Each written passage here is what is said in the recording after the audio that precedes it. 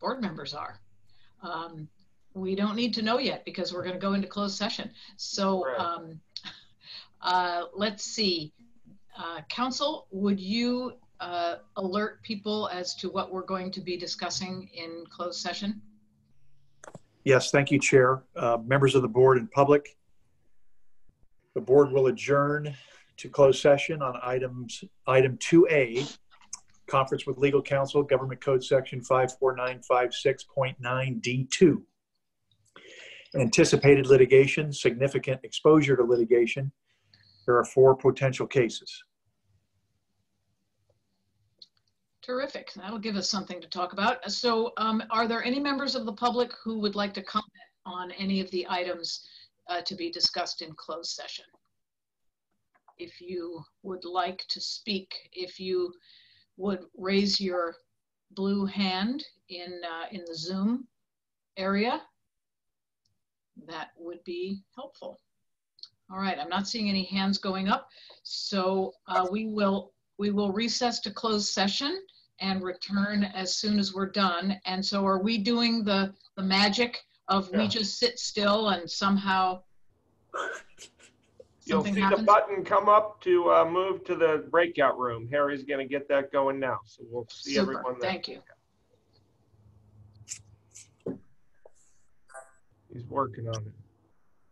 Okay, here we go. Okay, so I just invited everyone. If I miss someone, let me know and I will invite you.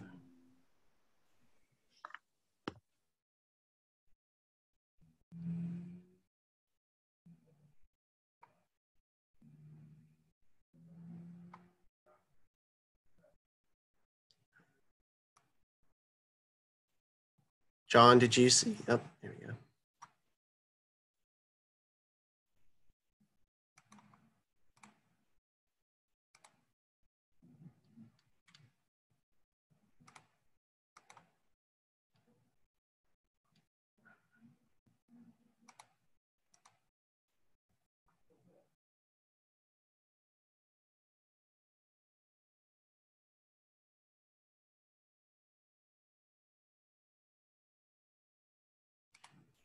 Is there anyone that I missed that is not in closed session? Mayor Gunter, I see you're still here. Did you get the invite to the breakout room?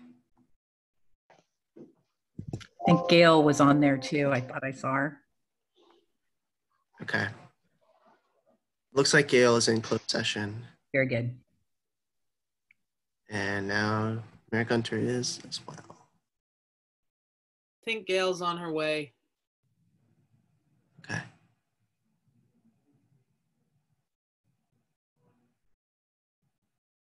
If there's anyone I missed, please let me know, but I think I got everyone.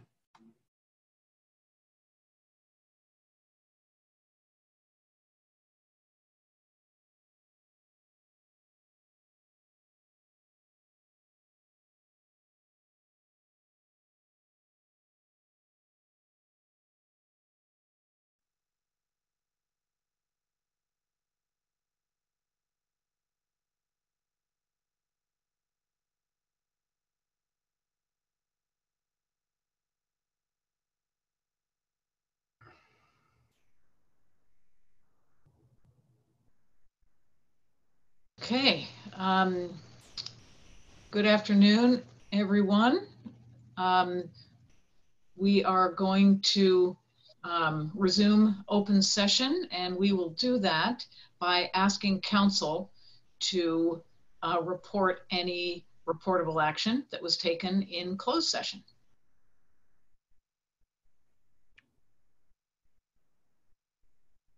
You're on mute, John. Okay. Good, thank you. Now better? Yes. Thank you. Yes, thank you, Chair, and board members, members of the public. The board met in closed session on item 2A, conference with legal counsel, anticipated litigation, heard from the authority counsel and members of his firm, and received direction on several of the items. There's nothing to report out. Thank you. We will move now to the portion of the agenda where our executive officer will let us know of any acknowledgments, announcements, and correspondence.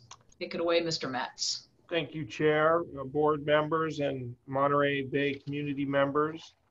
I will take the opportunity to report on a few of those items. The first, by way of acknowledgments, on this Friday, May 22nd, on the eve of Memorial Day weekend, I'd like to acknowledge the men and women of the U.S. Armed Forces for their selfless service in defense of the country. So Colonel Ford and all your team, thank you very much for that. Second, I would also like to acknowledge the Seaside City Council members who were willing to adjourn their meeting last night just before midnight so that we could have some of their members here today in a refreshed and clear-headed fashion. So thank you for that. Finally, by way of correspondence, there's been quite a few that have come in the last week since our last meeting, and I'll just read them off here for the record. The first was May 18th, a letter from Sid Williams to the FORA board regarding veterans issues. Second, May 20th, a letter from the Central Coast Veterans Cemetery Foundation from Richard Garza to the board on Veterans Issue Advisory Committee issues, along with May 21st, a letter from that same committee written by Jack Stewart. Then on May 21st, we received a letter from a law firm representing UC Regents, and I would say their names, but they're rather complicated. That was forwarded on to you. Then just today, we received 3 letters just prior to the meeting getting together, one from Doug Yount, another from Stamp Erickson Law Firm, and another from LAFCO. Those should all be in your inbox. So those are our announcements, acknowledgements, and correspondence today. Thank you. Thank you. We'll move now to roll call. And Mr. Tregenza, maybe you could call a roll and we'll establish a quorum. Sure. Supervisor Jane Parker. Here. Supervisor John Phillips. Here. Supervisor Mary Adams. Here. Councilmember John Gagliotti.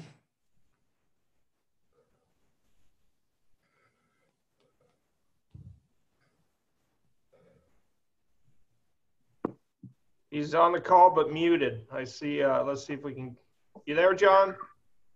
Yeah, there we go. Yeah, there's double muting. Okay, yeah, I'm here. Thank you. Councilmember Frank O'Connell. Here. Mayor Pro Tem Gail Morton. Here. Councilmember Alan Hoffa. Here.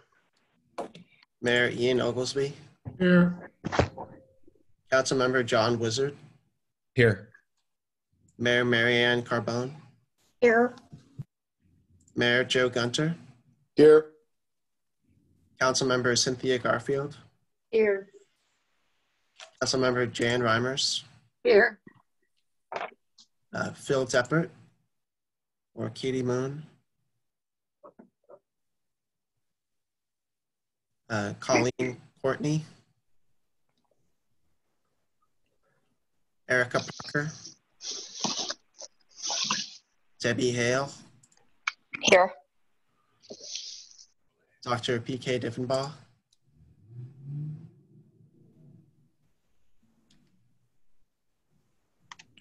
I saw him.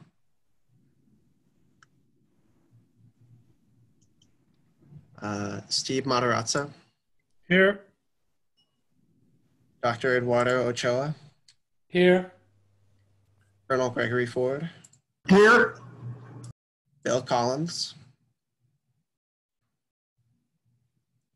David Martin. Lisa Reinheimer. And Keith Vandermotten. We have a quorum. Thank you. Thank you very much. We'll move now to the consent calendar. There are 3 items. Items 6A, B, and C. Are there any board members who would like to pull any of the items for question or comment? If you would raise your hand in the Zoom room, that would be helpful. I'm not seeing any hands going up. Any members of the public wishing to pull any of the consent items for comment or question? Not seeing any blue hands going up. So I'll bring it back to this board. I'd entertain a motion to approve the consent calendar. So moved. Thank you. I think I'll say that Director Adams made the motion. Was it Director Carbone who also was jumping in? Yes. Okay, so we'll call that a second by Director Carbone. Any discussion? All right, Mr. Tregenza, would you do a roll call vote for us? Supervisor Jane Parker. Aye. Supervisor John Phillips.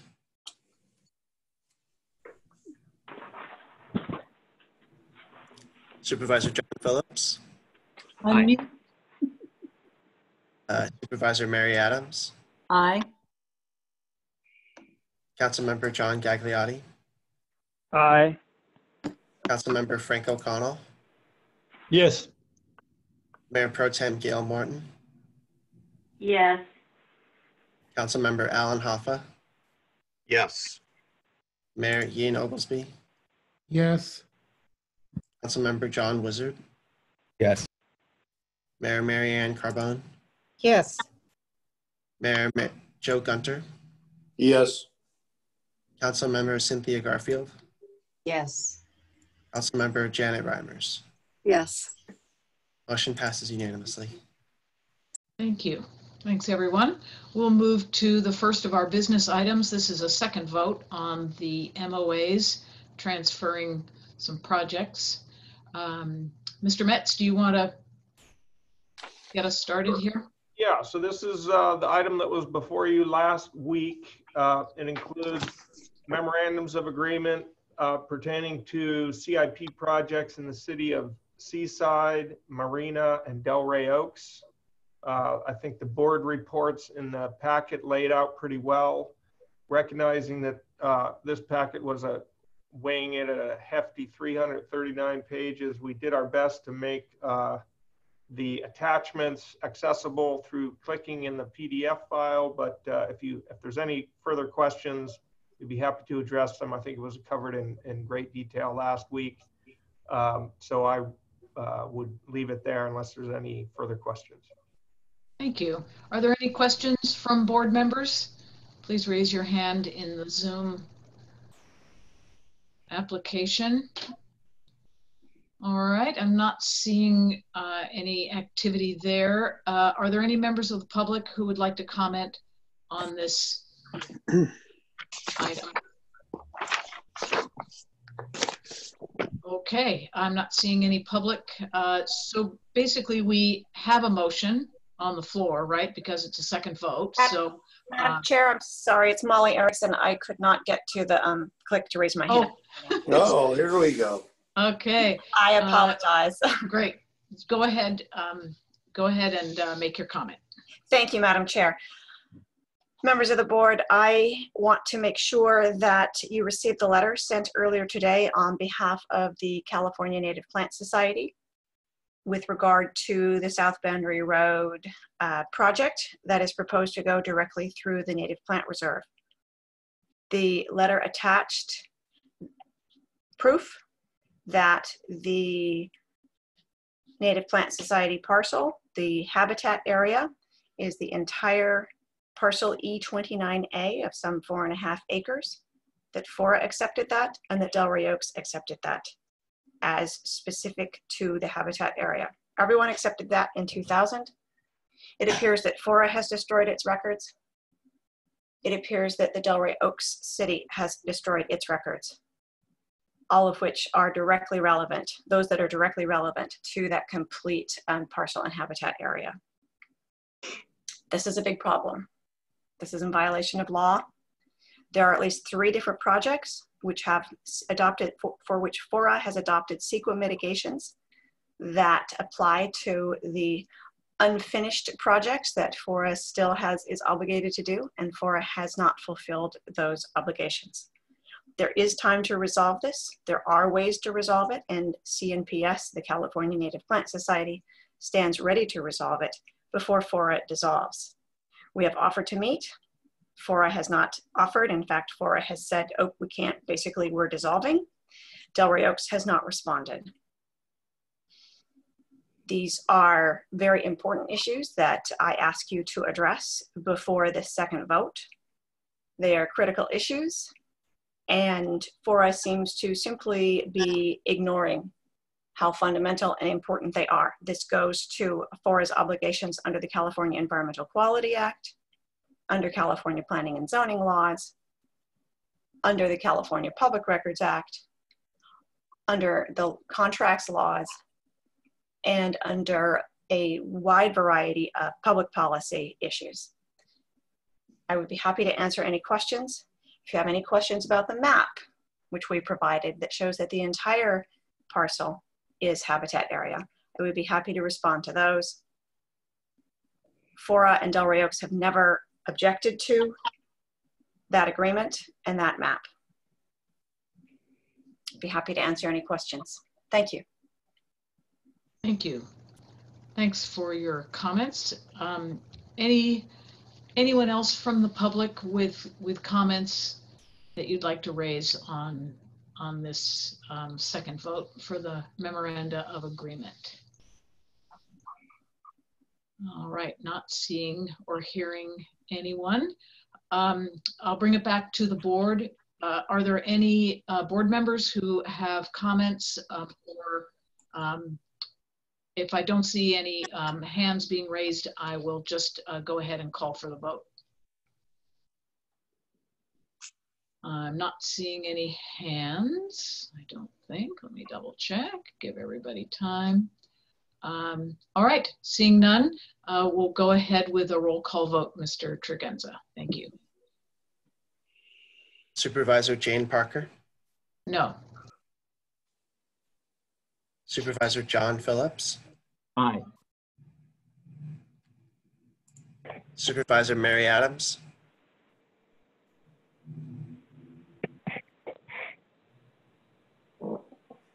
You're muted, Mary. I'm sorry, can you just come back to me in a minute, please? Sure. Councilmember John Gagliotti. Aye. Councilmember Frank O'Connell. No. Mayor Pro Tem Gail Morton. No. Councilmember Alan Hoffa. Yes. Mayor Ian Oglesby. Aye. Councilmember John Wizard. Aye. Mayor Marianne Carbone. Aye. Mayor Joe Gunter. Yes. Councilmember Cynthia Garfield. Aye. Councilmember Janet Reimers. Aye. And Supervisor Adams, can I come back to you now? Yes, aye. Aye. And I am sorry that I was unable to respond earlier. Thank you. Motion passes. Thank you. Thanks, everyone. We'll move now to the bond issuance documents and actions. So, Mr. Metz, do you want to get us started? And Yes, I'll get you started, but I will lean on your trusted bond advisor, Mr. Mark Northcross, who's on the phone, and I believe bond counsel Paul Timmick is also on the line. As you know, this is an effort that we've all been working on for many, many moons, months, and years now. And we have overcome many hurdles. I think what we have in front of us is a clear path to being able to issue these bonds that would bring money to the table before FORA leaves to remove significant amounts of remaining old Army buildings and make way for the future. So there are final twists and turns that have occurred as we've gotten to where we are today. They're very well laid out in this in the staff report for this item. There's a number of adjustments in the indenture of trust, and I'll kind of briefly touch on them, and I'll look to Mark to fill in and Paul to address some other items. Specifically, there is no pledge of the FORA share of the tax increment from the county's East Garrison project area. And bond proceeds from this sale of bonds would be used to pay the termination liability FORA has with CalPERS. And as a result of the county being out of the transaction, the 4.5% that was previously allocated, 4.5% of the proceeds that were previously allocated to the county would now be equally split between the city of Marina and Seaside. There's also a new addition here, which is a specific escrow term bond specific to the Marina project area. And that would, and I'll let kind of Mark just touch on that as we kind of, once I pass the baton here. The other documents, and this was the weighty tome of bond documents that are there for you, include the bond purchase agreement, the preliminary official statement, continuing disclosure certificate, revised funding agreements that reflect the changes that I just summarized from the indenture of trust, and an irrevocable direction to transfer funds that provide direction for how the funds would flow through the county's assessor's office, and then finally a bond and disclosure council agreement. So with that, I'll ask Mark to step in and fill in any places that I've left gaps and address any other questions that you might have.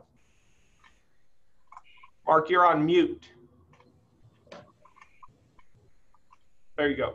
Thank you, Josh. Now I'm not on mute. All right. The Marina escrow term bond is a way for the city of Marina to capture the tax increment allocated to FORA from the Marina project area through assessed valuation growth that takes place after we close the bond issue. And the formula for release of that escrow excludes any increase in Seaside assessed valuation and tax increment. It's purely driven by what goes on in Marina. And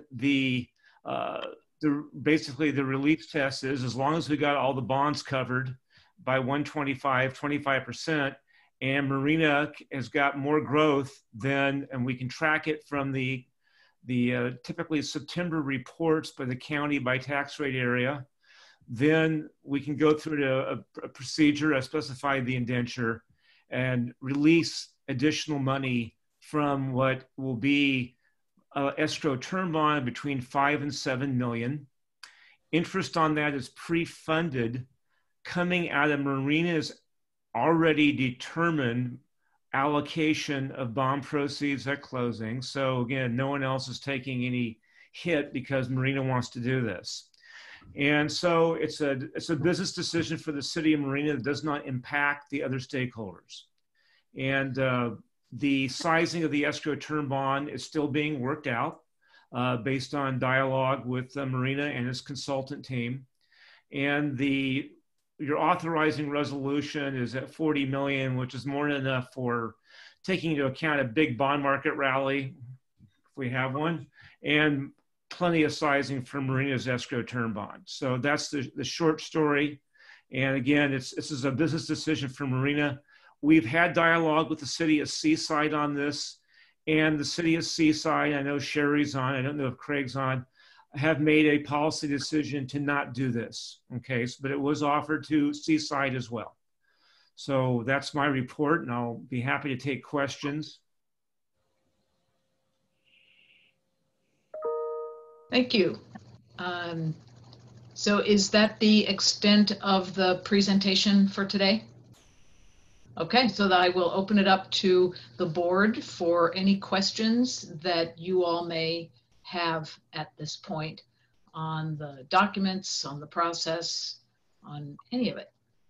And Chair, I realized I should add one other thing. You Sure. remember the board very astutely agreed to hire an actuary to second guess, confirm, and give us our own hired gun in dealing with CalPERS.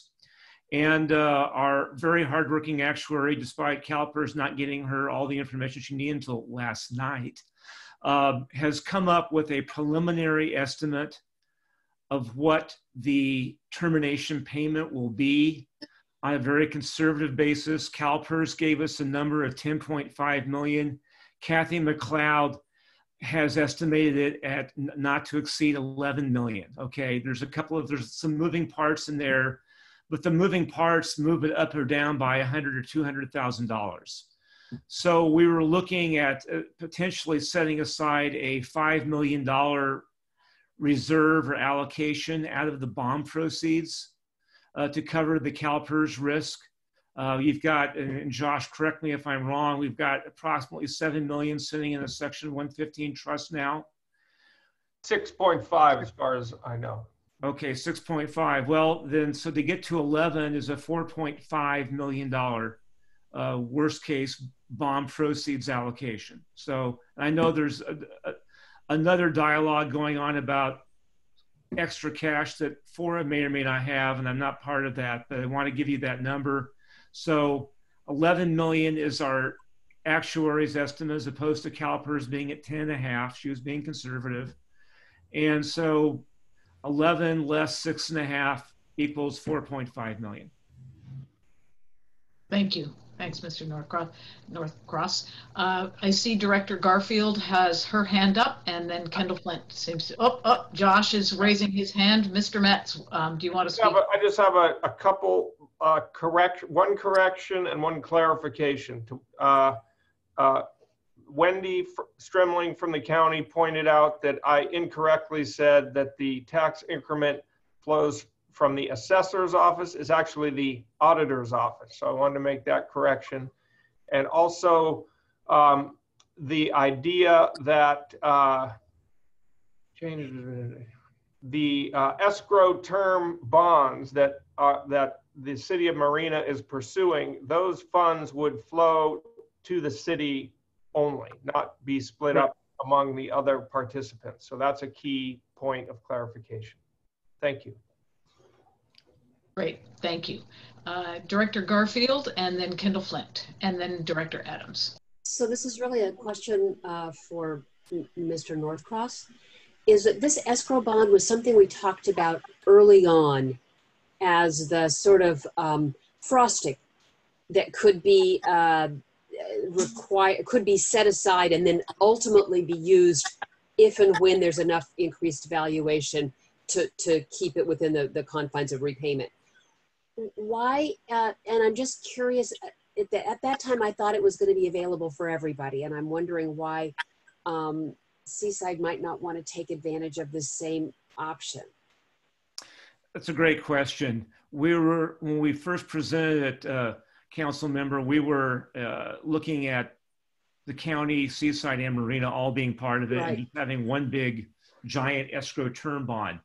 Then when we could not find a practical way of keeping the East Garrison tax, bonding against the East Garrison tax increment in a way that bond investors would understand and accept, that meant that East Garrison was out of the bond deal. And now we're down to Marina and Seaside. And that changed, I think, the dynamics of the business decision, where we really had a difference that, and I don't want to speak too much for Seaside. I know we've got Mayor Oglesby here. I know we have Sherry Damon here. But Seaside has got some concerns about betting on assessed valuation growth in their project area. And I will let them speak for themselves, but they have concerns. So it was their decision, not that they were disallowed from doing it, but it was their decision. Yeah, we offered it to them, and they dove deep and made a policy decision, which is all we were asking for. Okay, that's all I needed to know. Thank you. Sure. Thank you. Kendall Flint, and then Director Adams. Thank you, Madam Chairman. I would like to just nudge Josh a little bit. I believe that in previous board action, at least in the overall, that we set aside $1.5 million for CalPERS in addition to what was in the 115 piece. And I want to get clarification on that because I believe that's how we came up with the final number of approximately 8.7 million that had been set aside, which would directly impact this particular issue in kind of a big way. So is Helen on, Josh? Look, yes, I can address that. Indeed, the action was taken that you referred to of setting aside 1.5 million in a reserve account to supplement the Section 115 trust, which Helen just notified me is now at $7 million, not 6.5. So, but the reason it still exists there, and it's for the board's discretion to use those funds for that purpose or for other purposes that they may deem necessary. So the issue here before us today, in the bond documents that are here, the 5 million that would be set aside in an escrow account to cover the CalPERS termination liability would leave the board with the greatest amount of flexibility in how they manage funds as we come to closure. So if indeed that money was put to the Section 115 trust, then that would reduce the amount necessary to cover the termination out of the bond proceeds. Thank you. Director Adams. Director Adams. So mine is a what if kind of question. So we are anticipating selling the bonds on June 11th, and the close date is June 25th, which is a very short period of time, and especially now when we're in such a strange time in our country. So my question is, what happens if the bonds aren't sold in the way that they need to be sold? And particularly, what will happen to all of the debt that we have, not the least of which is the CalPERS debt, and the other kinds of things. We would then have essentially 5 days to be able to come up with decisions about what our other option is. And I'm just wondering if we already have a determined second choice sort of thing. I am going to punt on that excellent question to our legal team here, because while I remain confident that after the sale date we will close, which means that the big day for me is June 11th. On this question of the what if, I'm looking for someone else to answer that besides me.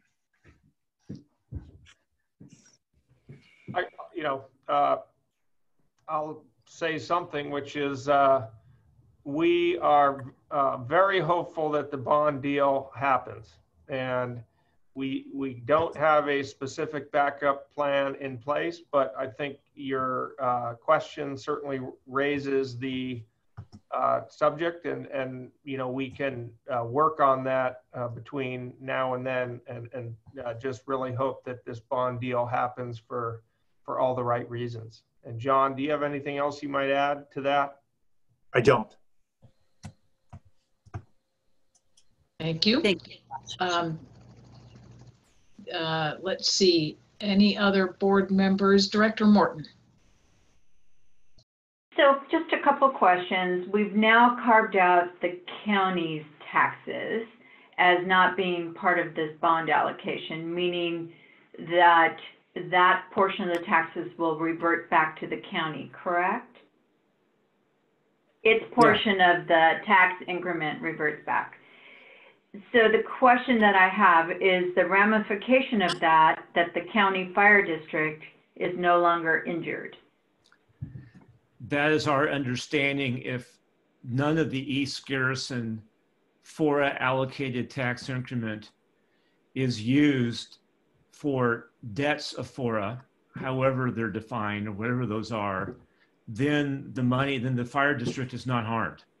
Yeah, that is our understanding. So Marina and Seaside would be relieved of that contractual obligation because the purpose of the agreement is no longer relevant. It's moot. Well, I won't give a legal opinion, Councilmember Morton, but that sounds right to me. Okay, so the action would be at a FORA board meeting to resolve that. The action would be that the fire district is coming forward to the county and saying, yeah, we're okay. Who tears up this contract? Who are the parties to the contract? The fire district for the county, Marina, and Seaside.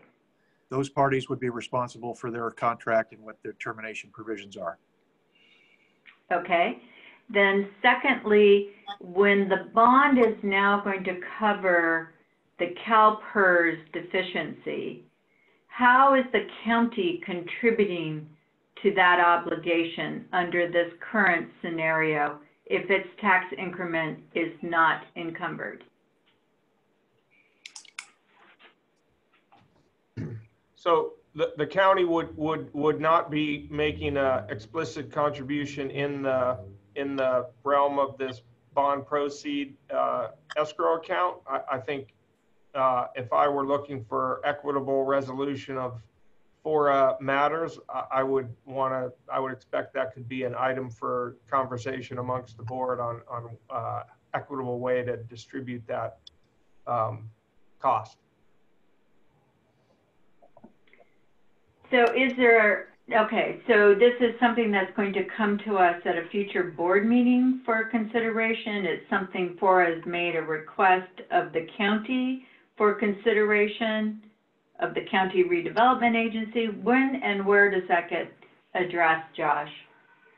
Yeah, that's a good question. There is no explicit and specific item where that is on our agenda to handle. I will have to confer with John and get some guidance on how to do that. But you know, just from the standpoint of you know, the breadth of the issues from what we've talked about earlier today and what we're talking about here, you know, it seems like we, that is the board and myself and the legal team, need to be able to have a conversation about just this issue, how we settle the costs of closing this agency. And so, you know, I know that's not a sufficiently specific answer as you might like, but it has to be something that we talk about again, or in the very near future, I would say. And my follow-up question is, in this numbers and the set aside that you're looking at 4.5 million to be set aside for the CalPERS obligation?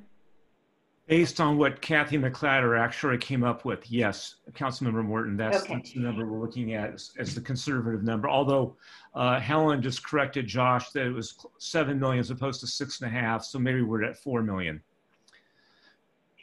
Okay. So the other question that I just have is, I know that, I forgot her name, I'm sorry, from Oregon, that is an actuarial that came up with that amount. Is the tax obligation a negotiable debt that it would behoove FORA to hire someone to actually negotiate with CalPERS to try to reduce that obligation? No, it is basically it's in the strange world of actuarial mathematics. And I went through some of the math with Kathy this morning, and it's determined primarily by two things: what the rate on a 20-year treasury is on June 30 of this year, and whether the stock market goes up or down between now and June 30.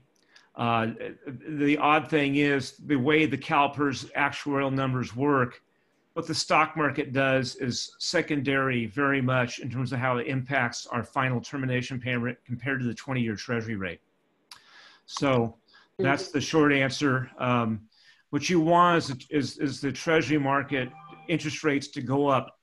I believe the 20-year, it's like at 110 or 115 now. You know, what would really save us a lot of money is the treasury rates going up to like 1.5 or something, 1.5%, but it's not likely to happen. So if they go down, it'll cost us more money. Kathy has given us scenarios on that. And so we've built a lot of that market fluctuation into it. So I'm pretty confident 11 million is a conservative number.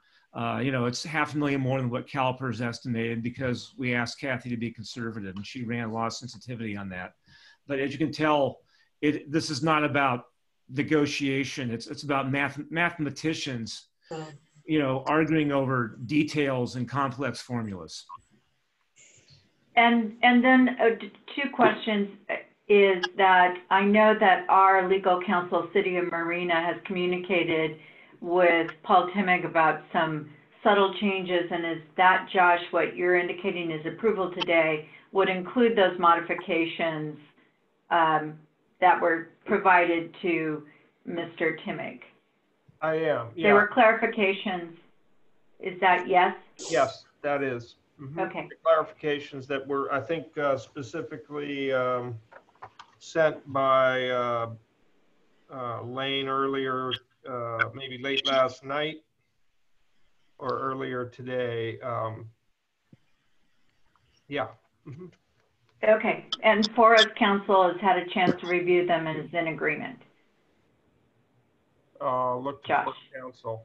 I believe so, but your bond counsel. Okay, and then my last question is, if the county is out of this division and the city of Seaside and the city of Marina, it's our tax increment that's being pledged. If in fact there's a set aside of $5 million, whatever the number is for the bond, for the CalPERS, if that is too much money ultimately, would this board consider that any refund, meaning unexpended, it's not really a refund, it's from an escrow, would be allocated between Seaside and Marina in total, rather than all the agencies, MCWD, TAMC, et cetera? Okay, I get the question. So let's just use real numbers here. Let's say we set aside 5 million, which is way conservative. That was the original number I thought, and now appears, thank God, that was way too big a number. Let's say we do that anyway. And so, and the number comes in from CalPERS at, you know, 10.5 million. We got 7 million, whatever, sitting in there. And so that's a $3.5 million piece out of the bond proceeds that goes, leaving $1.5 million out of our 5 million. And so, Council Member Morton, I think your question is, how's that $1.5 million get distributed? And correct. Yeah, okay, we're on the same page. Good question. Right now, I'm going to actually punt to Paul Timmick because I'm not, you know, I think it goes by the percentages, including all the stakeholders. Yes, that's how it's currently set up, Mark. Okay, and so, and the truth is, for the record, there is no financial or legal reason why it has to be that way. This is strictly a decision of the board of FORA as to how the surplus, God willing, there is some after we get the CalPERS termination, gets allocated. So the question is, because it's coming from the 2 cities that have the greatest responsibility for blight removal, that restoring it to us seems like that would be the equitable approach. It's a policy decision. My question is, does that need to be decided today? I think the more we can decide today, the better. Yeah, as a bond person, without going into the very sensitive issues of policy questions for the FORA board, I much prefer to have everything regarding the bonds voted on and decided today. That's just my own personal, it makes my life easier over the next week or 2. Yeah, we've had many twists and turns, and I would say the most, you know, as much as we can do to settle this here today, I think the more confidence we'll have in getting it done. I think to Mary Adams' point earlier, you know, there is the unknown, the unexpected. We've all been living through it over these past few months, and it would be a shame to miss the moment. So, thank you. Thank you. So I think well, let's see, Director Hoffa and then Director Oglesby. I just wanted to follow up on Director Morton's line of inquiry there. So it would be permissible for us to amend this motion along the lines of what she was saying. And if that's the case, I am interested in seeing if the board is open to that and would appreciate if staff could begin thinking about some language. Thank you. Director Oglesby and then Debbie Hale. Agreement with that. I think the whole object of the bond is to maximize the removal of the blight. So any money that we don't need to send over to CalPERS should go back to people that's going to remove blight, particularly the two cities. Going back to the obligation of the county, I think that may be a huge nut to crack today, but I don't see, now I'm not going to speak for Marina, I don't see Seaside paying any of the county's responsibilities, and I'm not saying the county is not trying to pay theirs, but I know out of the bond, the money has to be obligated so the bond can go forward. But after that, we do have to fill out how we're going to be backfilling and account for what is the obligation of the county. Thank the chair. Thank you. And I think Mr. Metz was going to follow up on that after today. Debbie Hale and then Director Gagliotti. Yes, thank you, Madam Chair. So understanding that the cities have an important obligation to remove their blighted, to remove the buildings on their properties, you know, all the other building owners also have the same responsibility.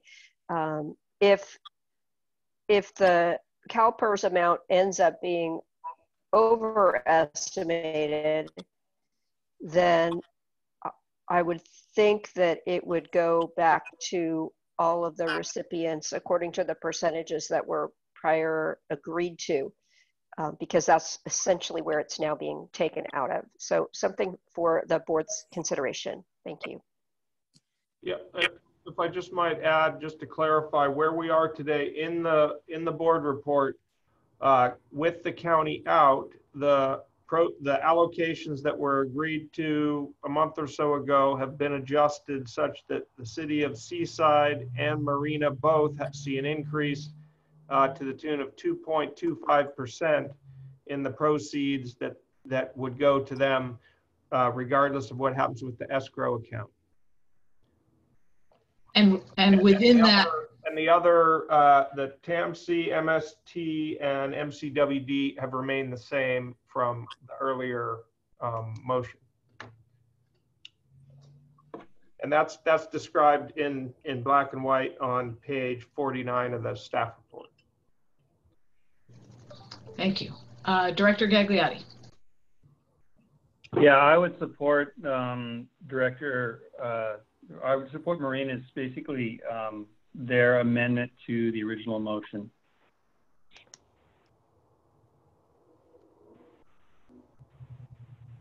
Thank you.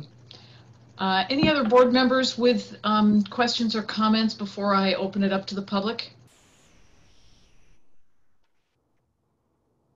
All right, not seeing any hands being raised. I will open up to the public. If there are any members of the public who would like to comment on any of these things related to the bond issuance. I see a hand the old-fashioned way from Mr. Cheshire. Yes, please. Thank you. That's because I can't find a little blue hand on my computer here, so I just do it the old way. Speaking on behalf of the Monterey Santa Cruz Building Construction Trades Council, I know that we have told you in the past that we remain committed to try and get all the blight cleared here on the base because it's going to be beneficial to all of us and our surrounding areas, our economy and such. You know, over 15 years ago, we approached our congressman in regards to getting federal assistance to clear the blight. That did not happen, but we have a congressman at this time that's at least willing to listen. We are not totally enthused with the fact that some of the monies are going to be used to settle the deal with CalPERS. We were hoping that all the money could be used for blight removal. But this is a significant step, and we want you to know that we remain committed to working with the congressman and anyone else. You know, this thing's going to be winding down, so it's going to take an effort of us all together afterwards to get this blight removal accomplished, and we're willing to continue those efforts. So thank you. Thank you, Mr. Cheshire. Anyone else from the public wanting to comment on this item?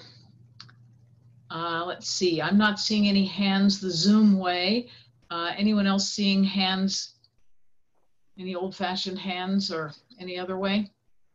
All right, I'm going to close public comment and bring it back to the board for further discussion and action. And I guess I'd like to ask the suggestion that the any of the money that is being kind of held aside to take care of the PERS obligation, should there be money left from that chunk, could you just remind me, clarify what's the what would happen if we didn't make any changes today in terms of the cascade? Who would the money go to? And well, I guess that's the question. And to then understand, I think I understand what's being suggested, but I just want to make sure that I understand what the difference is between that and what would otherwise happen. Okay, I've shared my screen here. Can you all see that? So this is the staff report, and these are the new allocations. Previously, 50% went to Seaside and 32.25% went to Seaside. Now they're increased, and those numbers are shown here. There is language here at the top, which says the indenture at the top of page 50. The indenture provides that any bond proceeds allocated to make the CalPERS termination payment left after making such payment shall be reallocated by the trustee according to the percentages identified above. So I think what is being asked here is that the adjustment to the indenture would basically could be captured in a simple sentence here, that something to the tune of any excess in escrow funds held for to settle CalPERS would be split 50-50 between Marina and Seaside. I know that's not legalese, but I would look to an attorney to polish that up, but that would be the basis for it, and then that would be incorporated in the indenture that Paul Timig would produce for us. Thank you. That's helpful. So I see that. Madam Chair, that isn't what I was suggesting, because that 50%. I see that Director Morton has her hand up, so please go ahead. I'm sorry. Josh, the point is that if you do the excess 50-50, that isn't what I was suggesting, in that the percentages, but what I'm like, the different organizations have 13% of it, the other non-stakeholders not being Seaside and Marina. Right. So it would be allocated in the same proportionate shares that we are already assigned, but only as to those two agencies. Marina would not drop down from 52.25% to 50. That's not what I'm advocating. And it's a math issue. which needs to be verified. But what we're doing is making sure the jurisdictions get their proportionate share of that excess. To Mark Northcross' example of 1.5 million, I believe the shares would adjust. I'm doing rough math, is 60% would go to Marina of any excess, and 40% would go to Seaside. It's the same mathematical proportion, but it's maximizing the money to the jurisdictions because we weren't anticipating having to pay PERS. Right. Got it. Great. Thank you for that clarification. Anything else, Director Morton? No, and I'm sorry to interrupt, but I didn't want us to walk down a path of a discussion along what Mr. Metz had proposed. That wasn't my proposal. Thank you for letting me speak. Thank you. Absolutely. Director Hoffa. Yes, I just want to make sure I understand this. So, in essence, the money that is lost by exempting East Garrison and the county lands is reassigned here to Marina and Seaside. So, in essence, they are getting they're getting a larger share now of a smaller pie, but a larger share than they had when we initially voted on that. Is that correct, Josh? Yeah, I'm doing some quick math here, but splitting 13% in half, is that what I got from Gail's comments? Yeah, I think that's what she wants. That's what she said. So Marina would get to 58.75%. I would be adding 6.5 to each of these. So that would be of the amount in excess of from the escrow account. Marina would receive 58.75. Escrow account excess. Okay, something like that.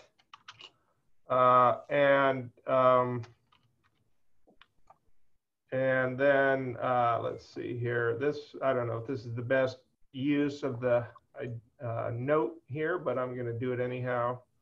34.5 plus 6.5. That 51. 41. 41. 41%. Thank you for the help with the math. Doing math in public. Okay, so that's let's see here, 41%. So that seems like it should be somewhere we're missing a little, a 25%. That's because it really wasn't 13%, it was 13.25. Ah, okay, good. 13.25 divided by 2. So it's 6.625. So it's a little bit different. Plus 34.5 is 41.125.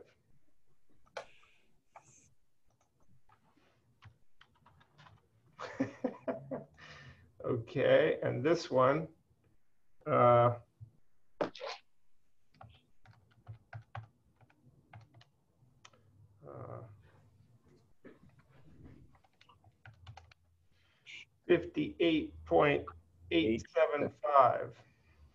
How's that? That works. So, Madam Chair, I have my hand up because I have a question. Yes, I think so. So, Mr. Hoffa, you were done? Yeah, again, I just wanted to confirm that the lost revenues because of the county being exempted has, in essence, been made whole to the other cities. Is that correct, Josh?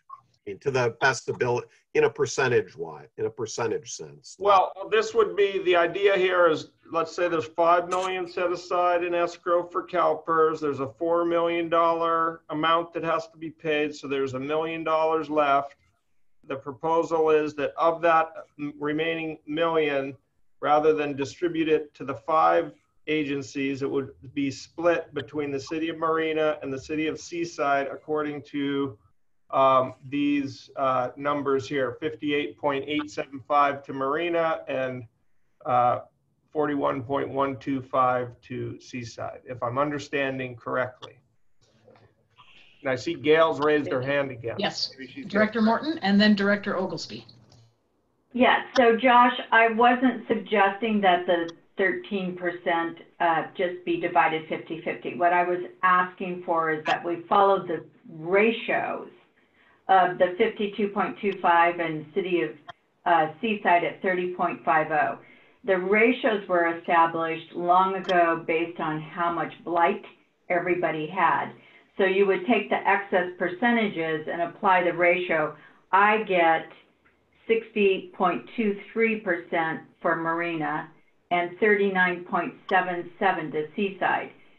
I'm happy for anybody to check that math, but the concept was to give it to the two cities in the ratio because the total bond is 50% less than what we were talking about a year ago, and the two jurisdictions still have tremendous blight to get down.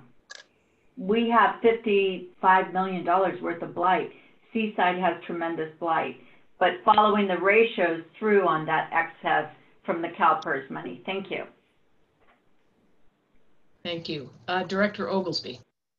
Thank you, Chair. I'm very comfortable with the 50-50 split on the excess. You know, trying to game it out to the last quarter doesn't make a lot of sense to me.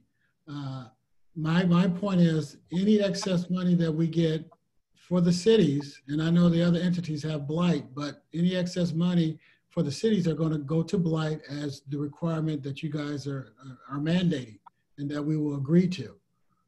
So I don't know how we take their 13% and then divide it up by the same ratios. If we're going to not send them their 13%, then it should be 50-50. And let's just move the question if there's going to be one today. Okay, so any other board members want to weigh in? I feel like the Marina and Seaside people can go to a breakout room and arm wrestle their way to a solution. Otherwise, we'll be left with what we have. And right? If I might make a small humble suggestion, not to put our esteemed university president economist on the spot, but maybe he could help us with the math there. And while he's making that calculation, Debbie Hale has her hand up.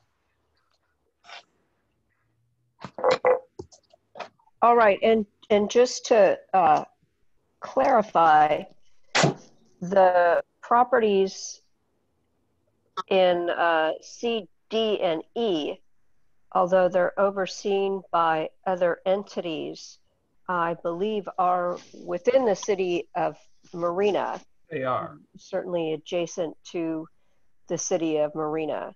So while shifting the funding differently from what the prior discussions have all been, to simply go to the city of Marina and Seaside essentially shifts money out of the city of Marina and into the city of Seaside. And so our position would be to keep the formula the same for all of the money.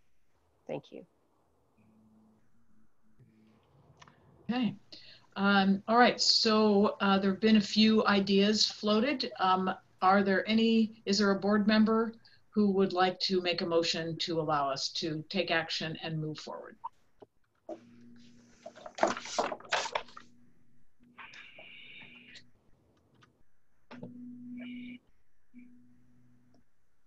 I'll make the motion. All right. I guess articulated a little bit more than that. I'll make a motion to accept staff's presentation and the recommendation. I'll second that motion. Okay, so there's a motion and a second for staff's recommendation.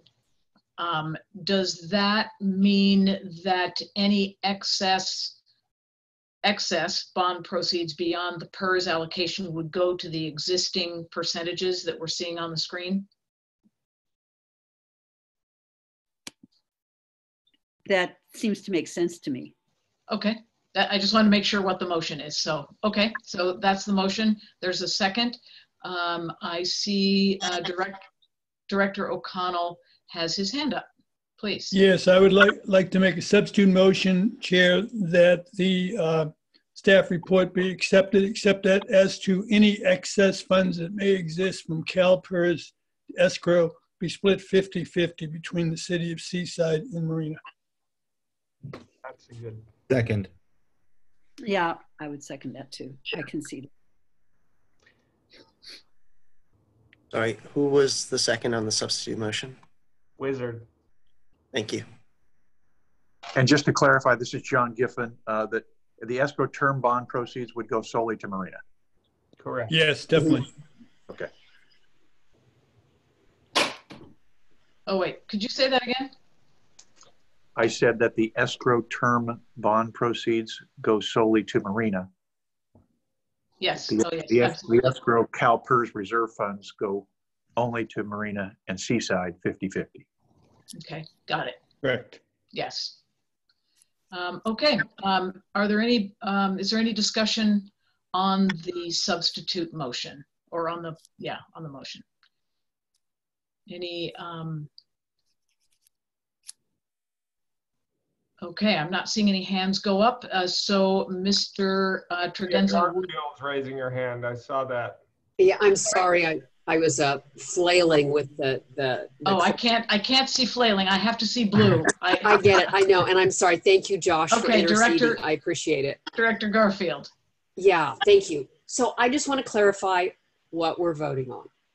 So the substitute motion would split the excess that is not spent for CalPERS from the CalPERS set aside, split 50-50 between Marina and Seaside. Right. That's correct. That's the motion on the floor.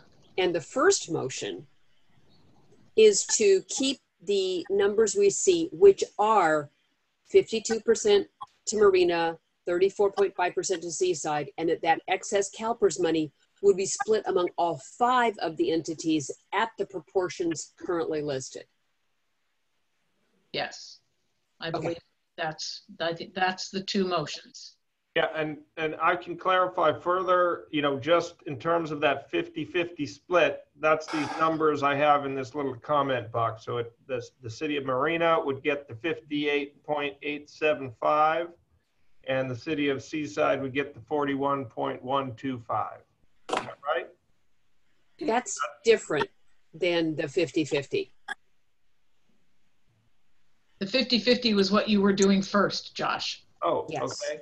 Where it was the 58.75 and the 41%.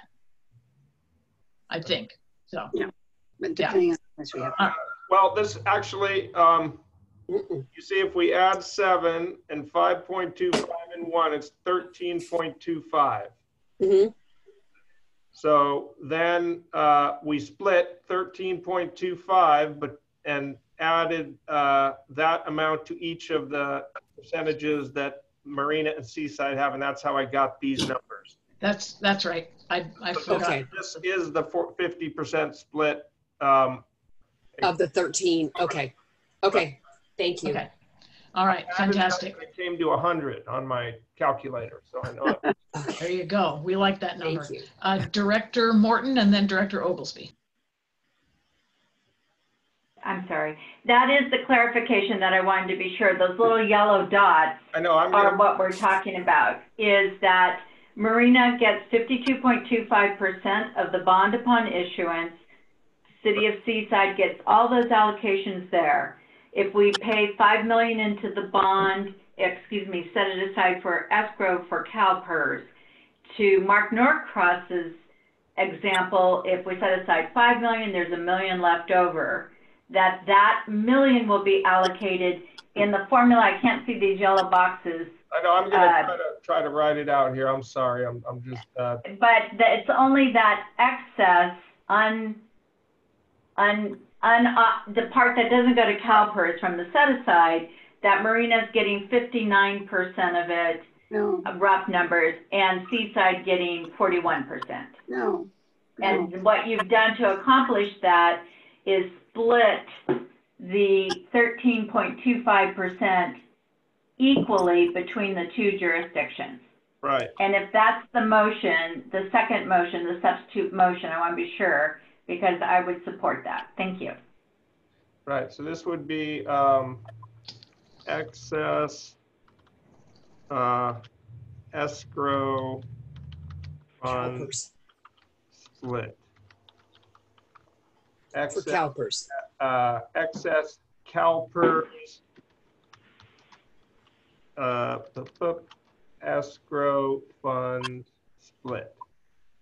Right. It's not the escrow bonds that Marina is purchasing. No. No, that's something else. Right. Okay, how about this? Let me clarify. Excess CalPERS funds split. There you go. Okay.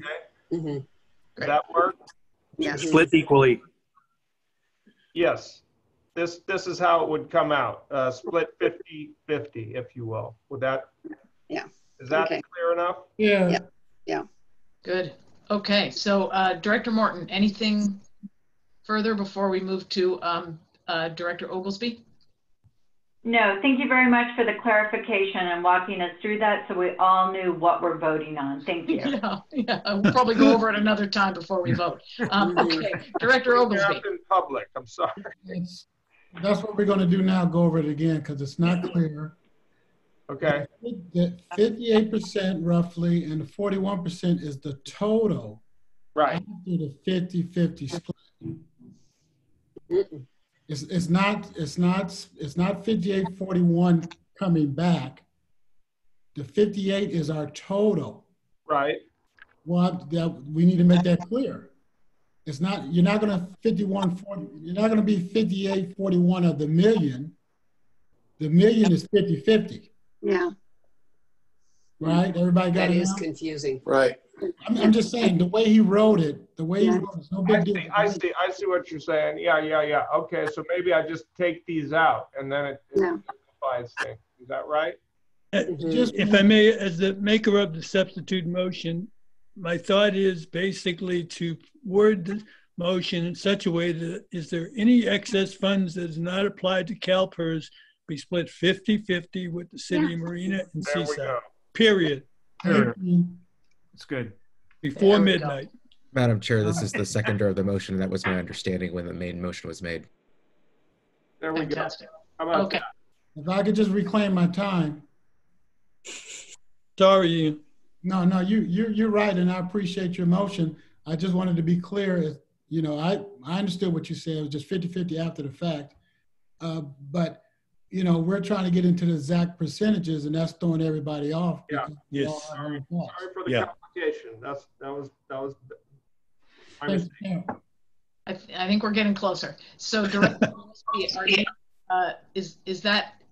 are you okay now? I can move to the next hand. Thank you.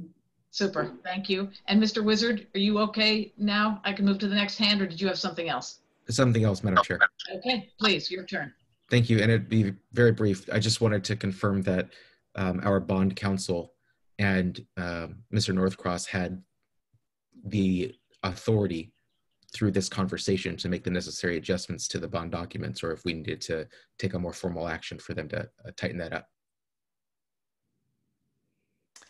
I'm not a lawyer, but it's clear to me. So, but Paul Timmick is I think is still on the call here someplace.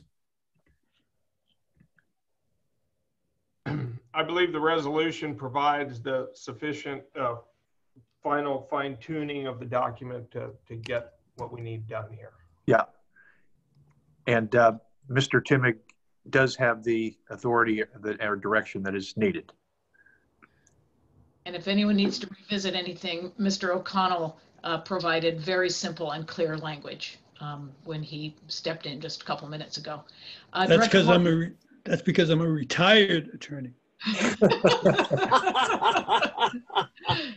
no such thing. Clarity increases. Okay, Director Morton, your turn. Yes, so I'm completely lost now.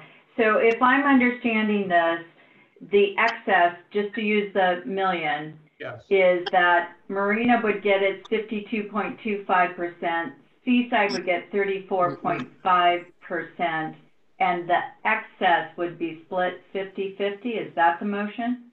Correct. Okay, because it's not that the city of Marina is accepting 50% of the total. It's No. we take our 52.25, Seaside takes 34.50. So it's a lesser number than $1 million now, and it's that excess that's split 50-50. That is is basically 13.25%. Okay, Oh. thanks. It's been said 4 ways, so I'm trying to understand everybody's math. Thank you for your patience. Director Ramers, and then I see Director Garfield as well. I just want to make it clarify one more step. The 52% and the 34 and the 7% and the 5% are the bond response that they get normally, naturally. Any excess left over after we pay PERS from the 5 million that we've set aside, that amount will go 50-50, simply no percentages, 50-50, 50% to Marina, 50% of Seaside, for whatever money that's left over that's been set aside and hasn't been used by PERS. Is that correct? Yes. Okay.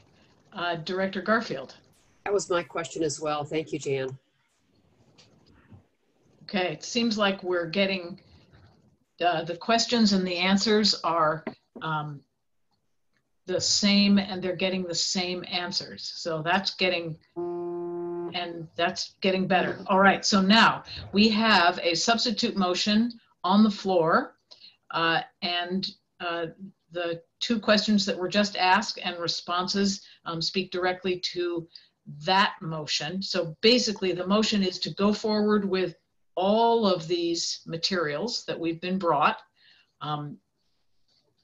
with the distinction that should there be excess proceeds from the chunk of money that gets put aside to satisfy the PERS liability, that excess money will be distributed to the cities of Seaside and Marina 50-50. Confusing matters. I'm trying to get this straight, sorry. So that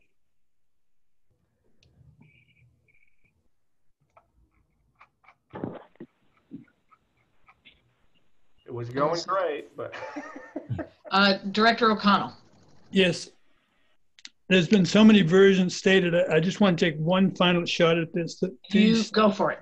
The percentages that are set forth in the staff report as to Marina 52 point, I don't have it in front of me, 52.25, I think, and Seaside, etc. And the other ones that are listed on there, they remain as is.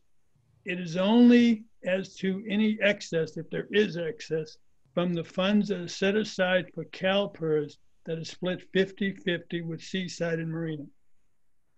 I want everyone to understand that the city of Marina is not relinquishing that 2.25% of the 52, and I haven't got that in front of me, but what's said in the staff report, where it says Marina is, I think it's 52.25, that exists, and all the other ones underneath it, that remains the same. We're just talking about the excess money that's in the CalPERS fund, if there is any, be split 50-50 with Marina and Seaside. I think we've got it. Please. Yeah.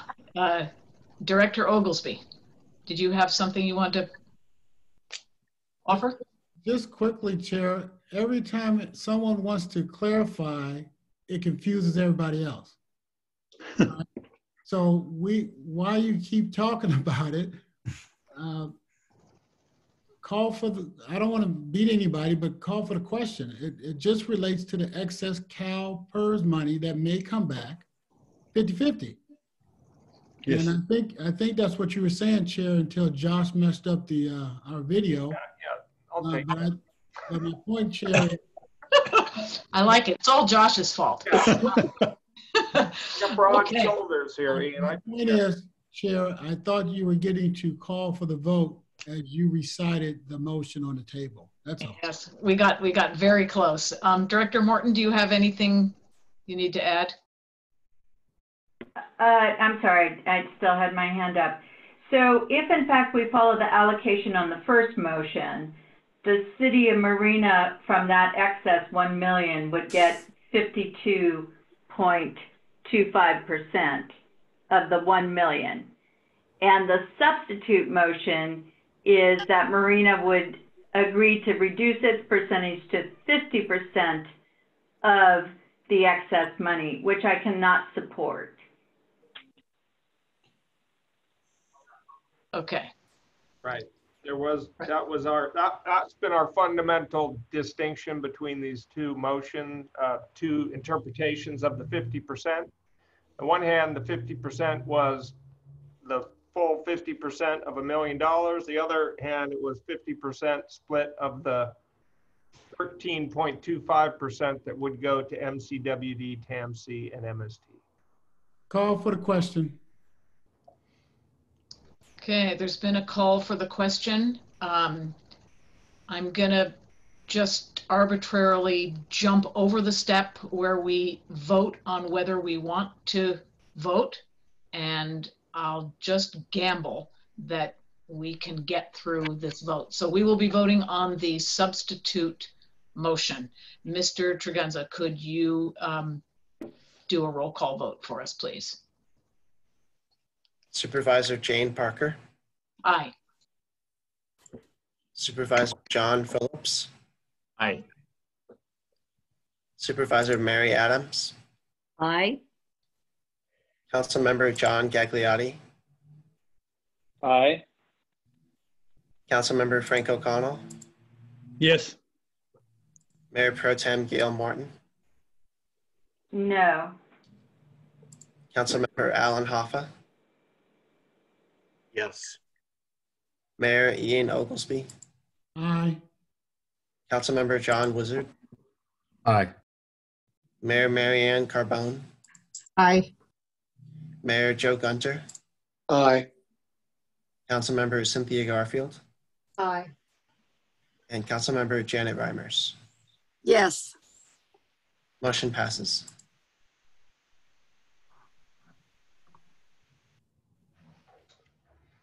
All right, thank you. So the motion does pass, but it's not unanimous. So that would indicate to me that we need to take a second vote. So we will think about how we're going to achieve that. So let's move now to our third business item, which is an update on the 2020 transition plan. And Vice Chair Oglesby, I'm going to hand the gavel to you while I adjust my liquids. I'll be back. Okay, I thank the chair.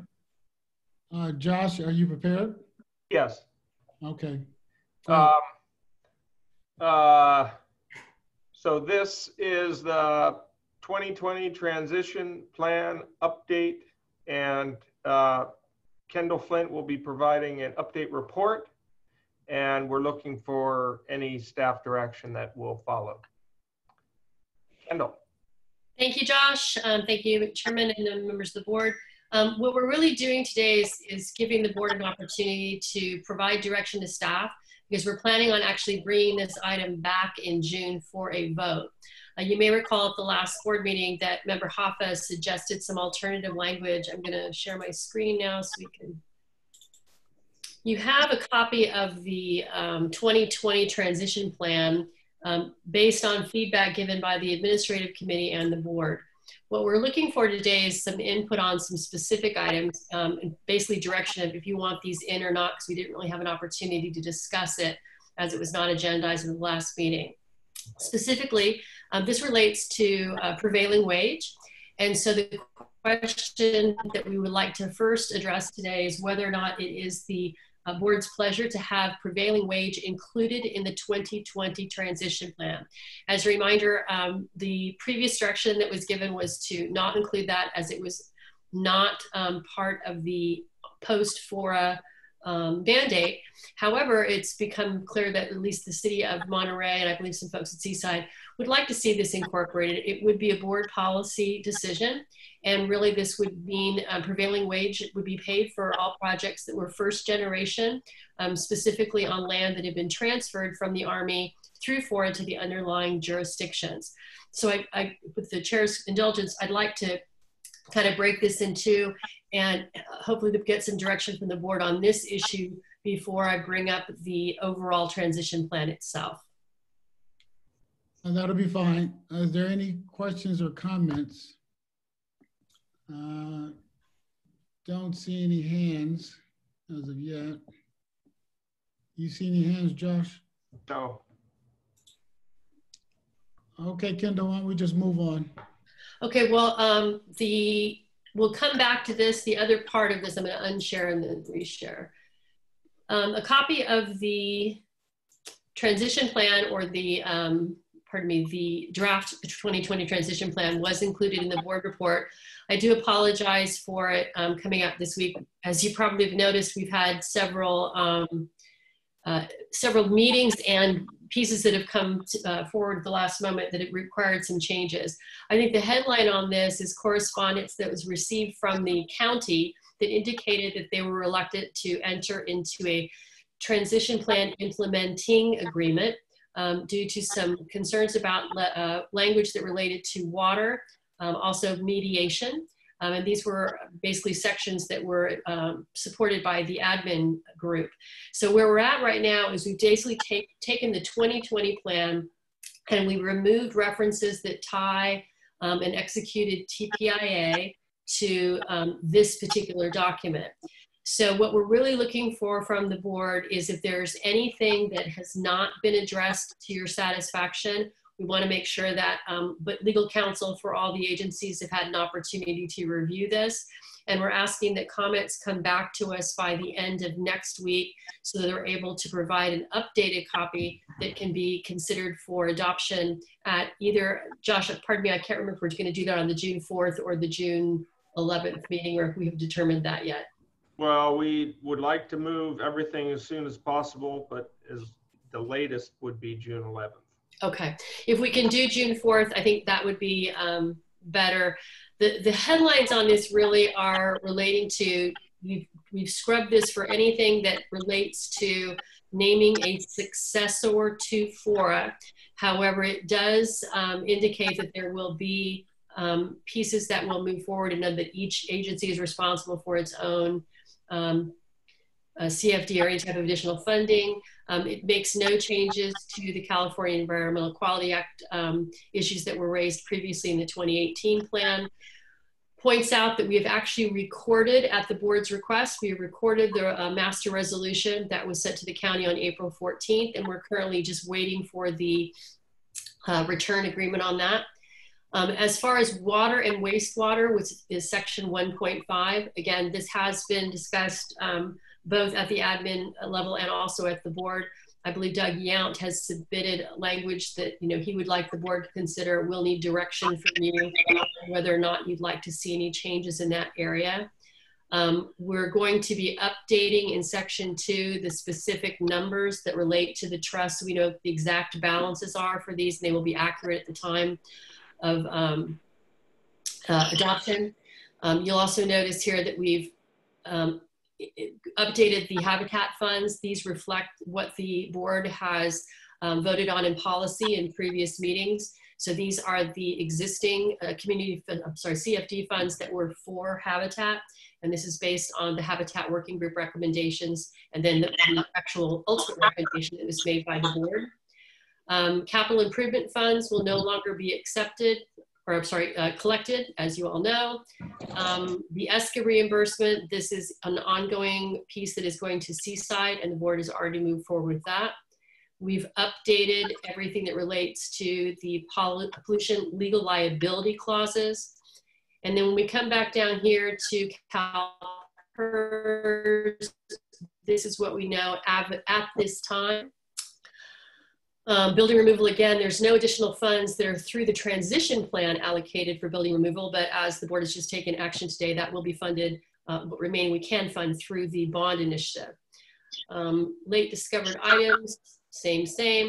The section previously in section 3 that related to bridge insurance policies, those were never implemented, so that section was removed, and now we're looking specifically at a new, what used to be section 4, that would be looking at escrow, litigation management, LAFCO review, and then of course the resolutions itself.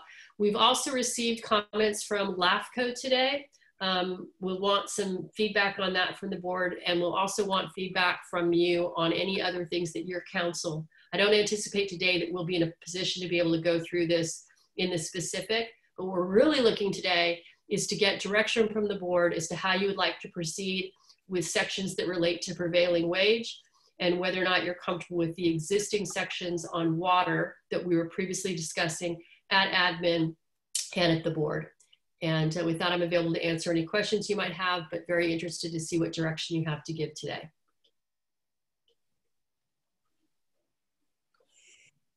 Okay, any board members with questions,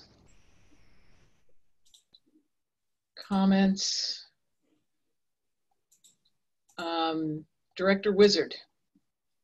Thank you, Madam Chair, and thank you, Ms. Flint, for the rundown of the transition plan. I was curious to know, we got an email at 1:24 p.m. with some updated language related to section 2.2.6 concerning water and wastewater.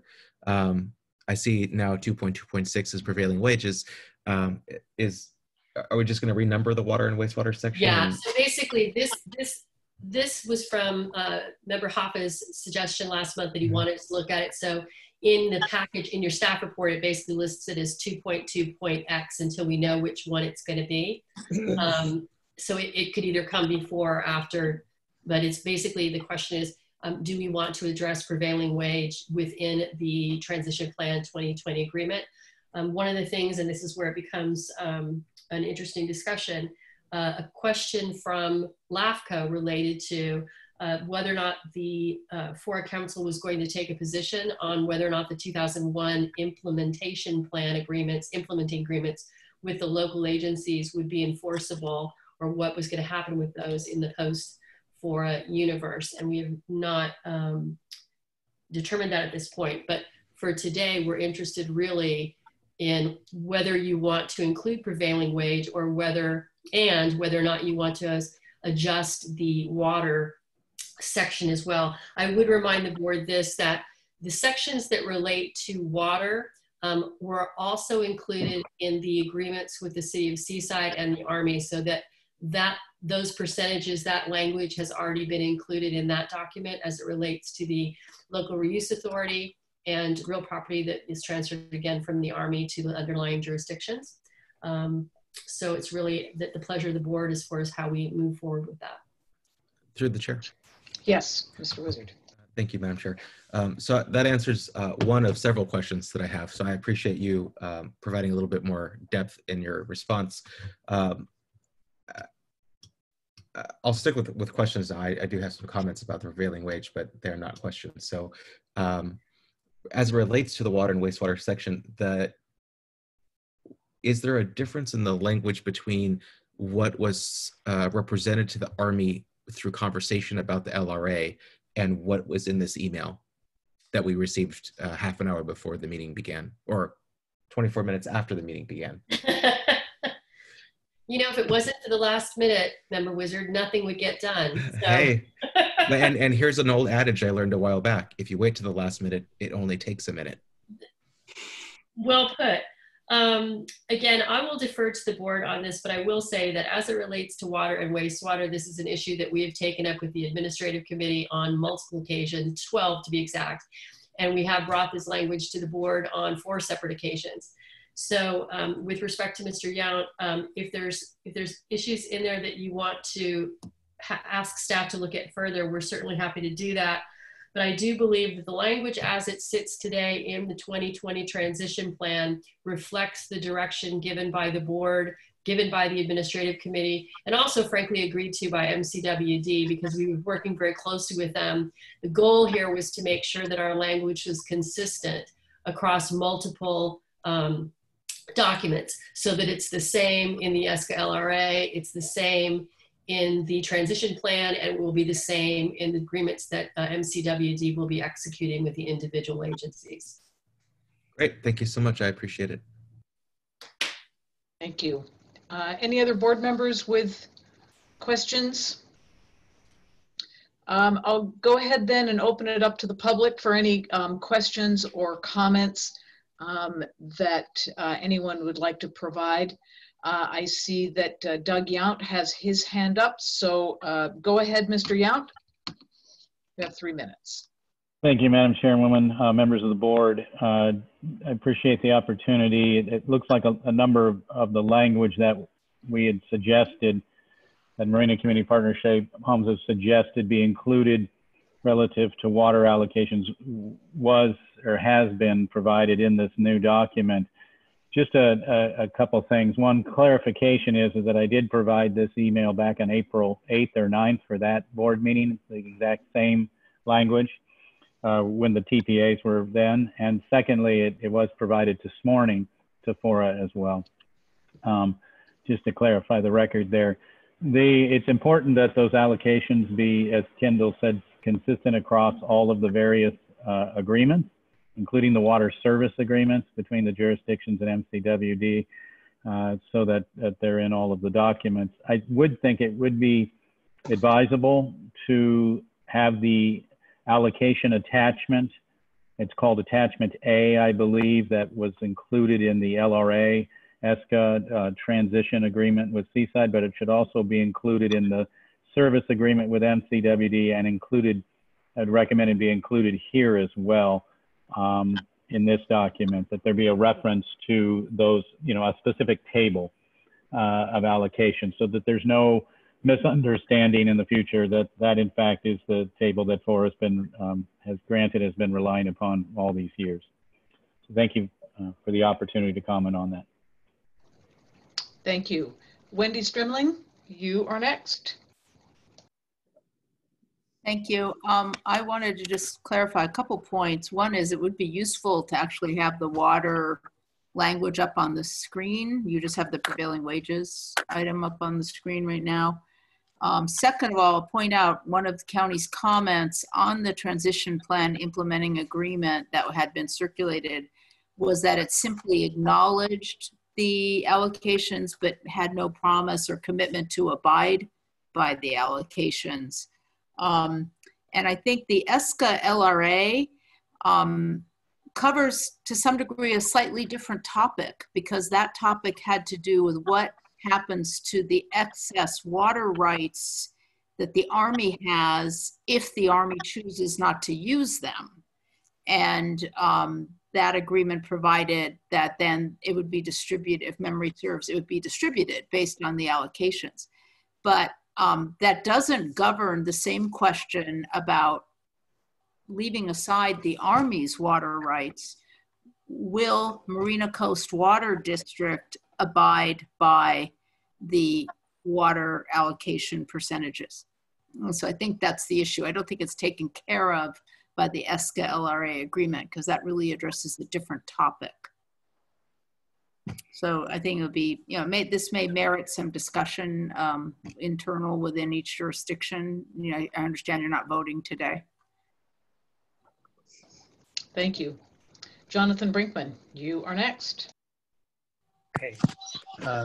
Madam Chair, members of the FORA board, Jonathan Brinkman with LAFCO, Monterey County. I want to thank you for the opportunity to provide comments today. LAFCO submitted a letter to FORA today, and there were requested items related to this item.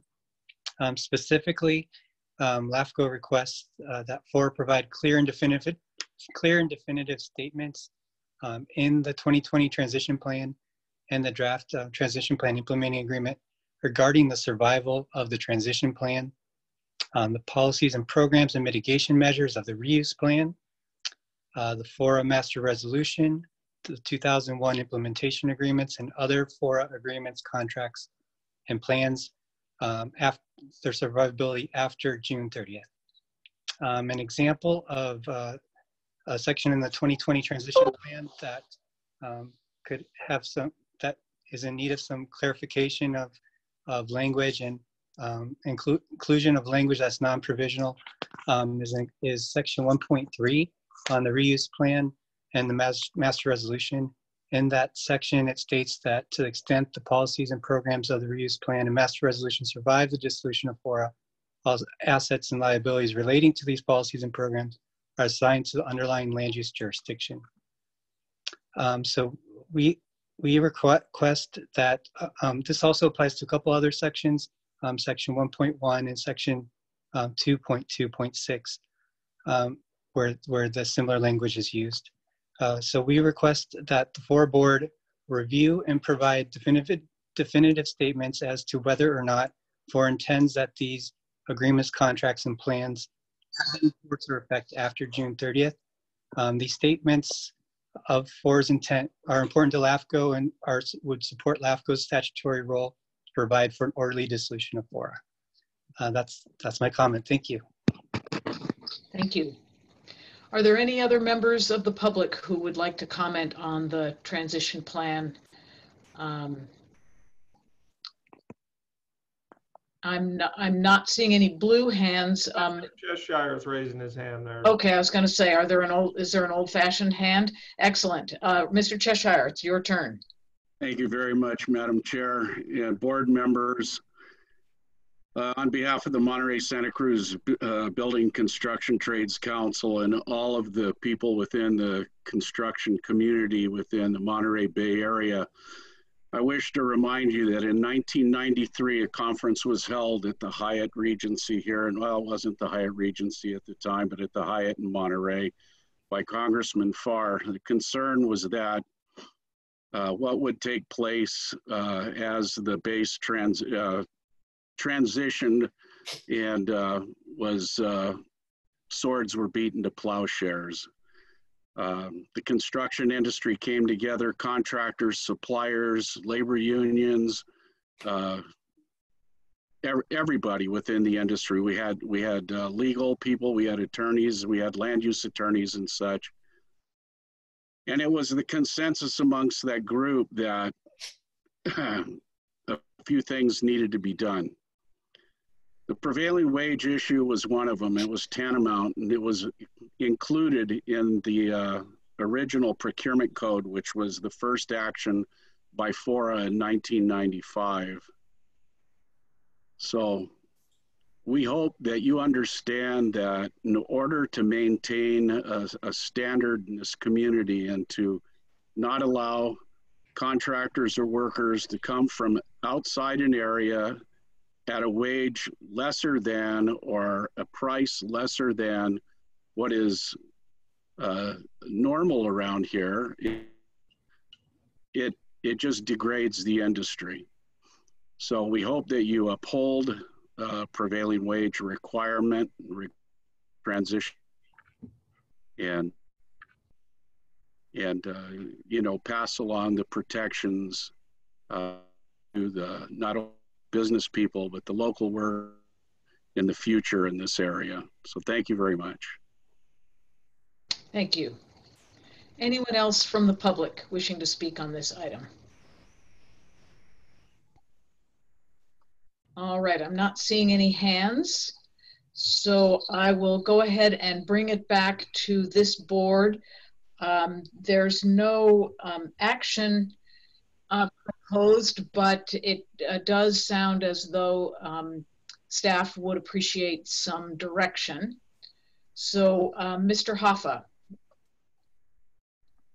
Yeah, so the comment from the LAFCO representative, from Jonathan, prompted a question that I have for staff.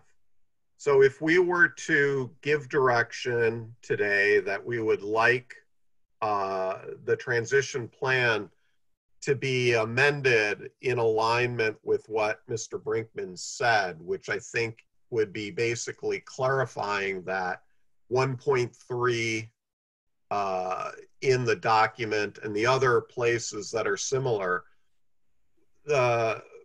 essentially reaffirming our commitment to the base reuse plan and the programs and the master resolution. If we did what Mr. Brinkman was suggesting, would that have as one of its effects of also protecting essentially the prevailing wage provision? So I brought forward one proposal, but would that suggestion also have the effect of protecting prevailing wage? John Giffen, do you want to? Yeah. You're on mute. I think it would be a statement by FORA, and that will be, you know, something. It's not, FORA is going out of existence. There's no the assignments haven't been made, so I'm not sure whether that would make any difference or not. If I may, through the chair, one of the challenges we had through this entire process, frankly, working through admin and whatnot, was a reluctance of the underlying jurisdictions to embrace taking on projects and assignments that were conceived earlier on. I'll give you an example. At one point, the thought process was to name specific road improvement projects or things that were in, you know, the future CIP. And the pushback we got from the local agencies was that they did not want to have any documentation that would tie them to implementation of things in the post-FORA universe that were not required as mitigation for a particular project that they might be taking on at a specific time. So it became a very nuanced discussion. I'm wondering actually if David wants to weigh in on this one as well, but we're at a position right now, and this is just my opinion, not the attorney, just to reiterate. I think if we could get specific direction as it relates to prevailing wage, my understanding is that with some of the other issues, that those might be post-FORA fought out between the jurisdictions and those agencies like California Native Plant Society, KFAO, all these others moving forward. If you're going to deviate from the base reuse plan or deviate from the use of the EIR for that base reuse plan, individual jurisdictions would be required to go through the CEQA process again. As it pertains to the transition plan, we're really looking to try to button up some of those pieces. But David, do you want to weigh in on the survivability of the 2001 implementing agreements? Well, as I believe we discussed at the last meeting, those 2001 agreements could have been assigned in one of two ways. A voluntary contractual agreement to replace the 2001 implementation agreement with a new implementing agreement could have been negotiated between FORA and the jurisdictions. But despite valiant and intense efforts to get there, we just were not able to reach such agreements. The second avenue by which those agreements could have been assigned would have required LAFCO to use what we believe to be its implied powers, although LAFCO takes a different view of its power and authority, to impose assignments if we were unable to obtain voluntary contractual commitments. LAFCO's position was that they would not enforce anything unless it was embodied in a voluntary contract. So with the reality that although the 2001 implementing agreements were assignable, they have not in fact been assigned because we can't get a voluntary commitment and we can't get LAFCO to impose without a voluntary commitment. FORA itself will go away at the end of June, and that will leave FORA unable to enforce the existing 2001 implementation agreements. There is question as to whether others may be able to enforce those agreements, and any opinion that FORA might render regarding the survivability of the agreements after one of the parties to the agreements no longer exists would really have no bearing on the ultimate resolution of the issue, which would be dependent on a challenger fighting it out after FORA no longer exists. I want to add one more thing to that, which I think is a very important reminder for the board. In the 2018 transition plan and in previous discussions, there was an opportunity that was not used that basically encouraged the local agencies to adopt the master resolution as their own and adopt the policies and programs in there as their own. And none of the land use jurisdictions were willing to do that in the last 2 years that kind of came up, which is why today we're discussing what things we want to have in that transition plan. The 2018 plan is woefully out of date. It does not reflect actual things that happened in the last 2 years or the actual state of the board direction as of today. So we need to iron out these last few pieces to determine what's the best fit. And that's really a policy decision for you, not today, but in June. Thank you. Director Morton, you've had your hand up. I did. I just wanted to point out that there's the prevailing wage is a policy and a program that I think is very important to all of us. And in our jurisdiction, because we're already under contract for entitled projects, we will continue to pay prevailing wages. That's part of what our developers are required to do under our DDAs. It's different when, to Kendall's point, that the jurisdictions did not want to step up, and she used the roads as an example. That's a completely different concept. The roads were a capital improvement program that is a board discretionary item that could change at any time, and you're required under law to review it. So that program was also funded under a financing mechanism that was the FORA CFD that was going away. So it's a completely different concept. To put the prevailing wage in the transition plan may very well be a great objective.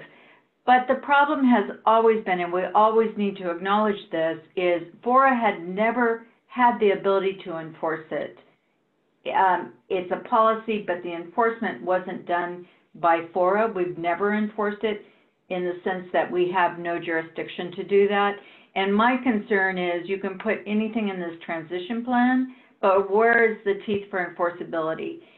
That it's incumbent upon everybody to be standing up at the jurisdictions in front of those venues arguing for prevailing wage when negotiating contracts with developers or transition of assets.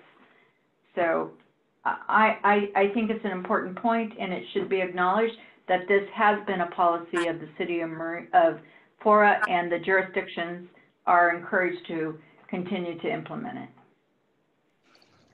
Thank you. Director Wizard. Thank you, Madam Chair. I would just like to call the board's attention to page 313 of the staff report, or rather the agenda packet. That would be a long staff report, where in item 2.1.10, it speaks to the pollution legal liability policy and the named successor.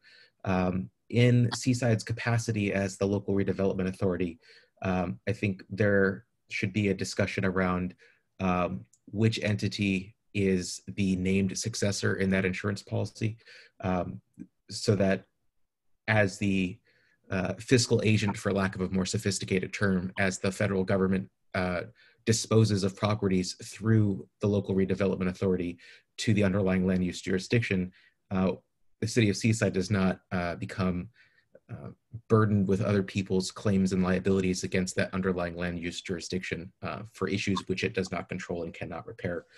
The other thing that I would say is that we as members of the board in our respective cities and in our capacity as members of those councils and boards have to make a choice about the policies that we wish to pursue. And My opinion is that when the Army entered into FORA through the Economic Development Conveyance and agreed to give us all land worth considerably more than nothing. Granted, there are some challenges with that land, but we got something for nothing from Uncle Sam. Of course, there is work to do, but one of the conditions of that was that we would pay prevailing wage and we would respect the land and get our people to work. And you know, I agree with the building trades that it devalues the work of our local laborers and our tradespeople by allowing people from out of town to hire people at minimum wage when we have people here trying to pay $3,000 a month for a 2-bedroom, 2-bath home and put their kids through school. We don't serve ourselves and we don't serve our constituents by not pursuing those policies. And I want to thank Marina and my preceding council members here in the city of Seaside for their leadership on that front, and all of the other members of this board who have encouraged those policies in their councils and fought for those policies as well. Hospitality, agriculture, and the trades. That's the majority of our non-government economy in this area. And if we allow the people who build things for us to be paid poverty wages, then that's what will happen in our communities. Thank you. Thank you.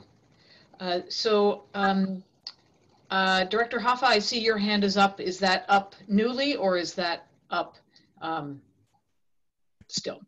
Newly. Newly, excellent, your turn.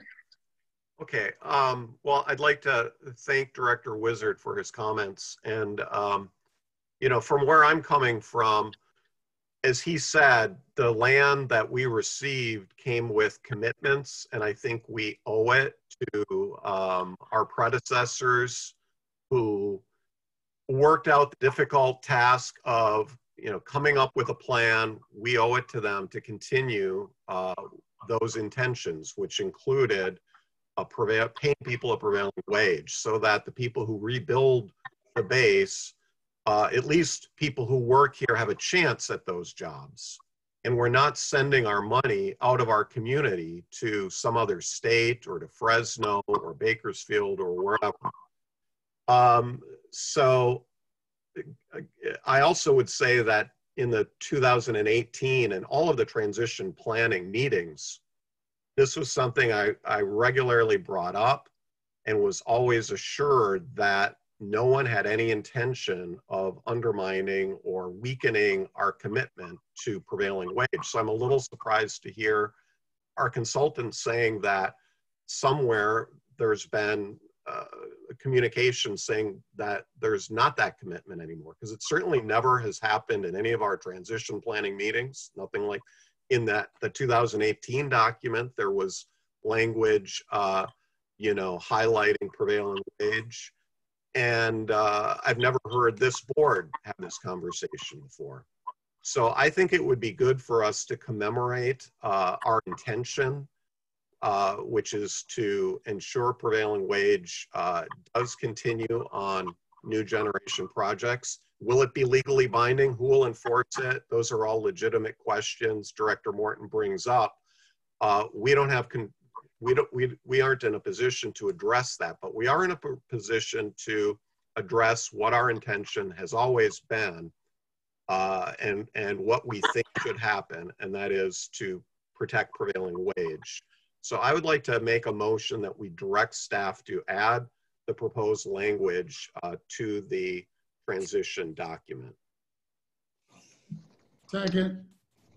Thank you. There's a motion and a second, and I guess this was an item that was not agendized for action per se. I guess I would just check with council. Is there any reason why we couldn't proceed with this motion, or should we just have there be more informal direction given?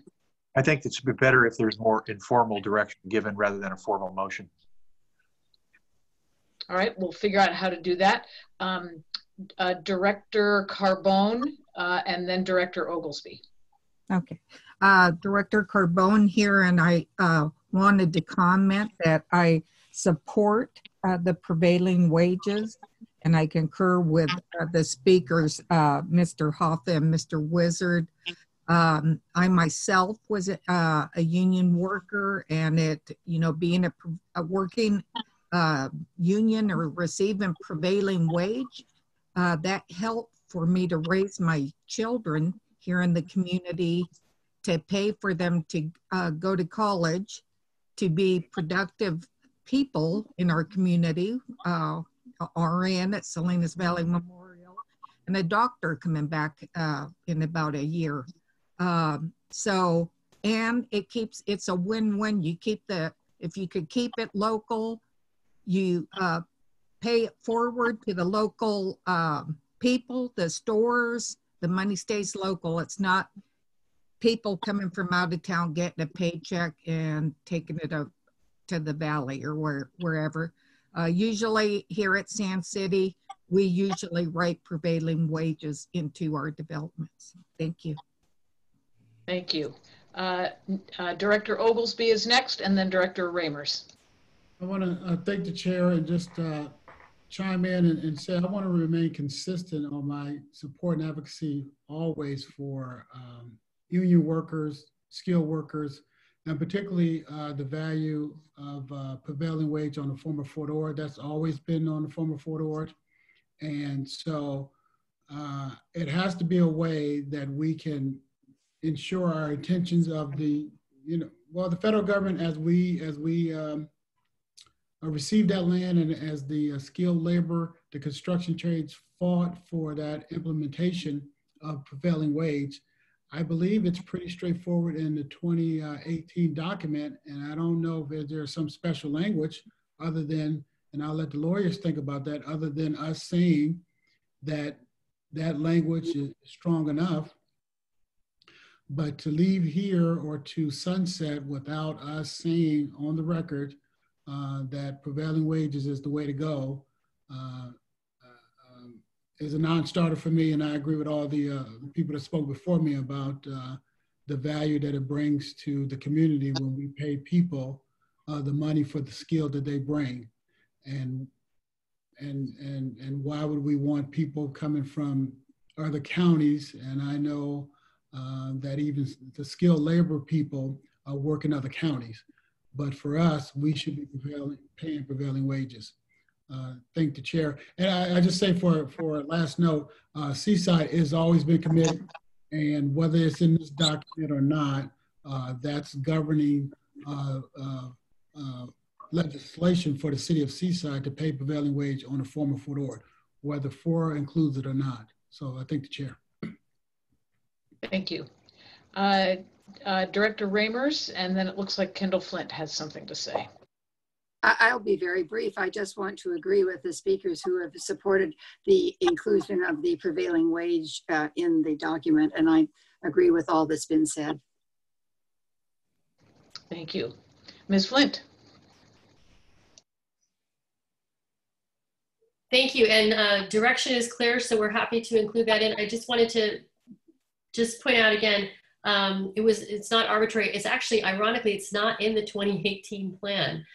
So I think actually the call out that Member Hoffa has put forward is great because it's super clear and it states a purpose. So happy to get that direction. We will update the plan to reflect that. Just also wanted to remind legal counsel from the county, everyone else, we would appreciate getting any other comments or inclusionary things that you'd like to set up there. I took Member Wizard's comment. We'll make that adjustment. That should have been changed as well. But thank you very much for the board direction, and we'll update that and then bring this back to the board either June 4th or June 11th, depending on the executive officer's direction. Thank you. So I'm glad to see the prevailing wage language going forward. I think, did you also say, Ms. Flint, that there was a question about water? There's been less discussion about that, but it sounded as though there was that the conversations that have been happening over time may have addressed the fundamental issues. So there's not really anything to be done. It sounded like there may be some documents that may want to be attached, but I think, yeah, I think we got good direction. I heard Mr. Yount basically think, I think we're on the same page with that. However, I do think that including the exhibit, which is the same exhibit that's in all these other documents, would be helpful for the transition plan. Again, just for consistency, so that there's nothing to fight about later. Everyone's on the same page with that. So we will incorporate that into this overall submission for the board's review and discussion next month. That sounds good. Thank you.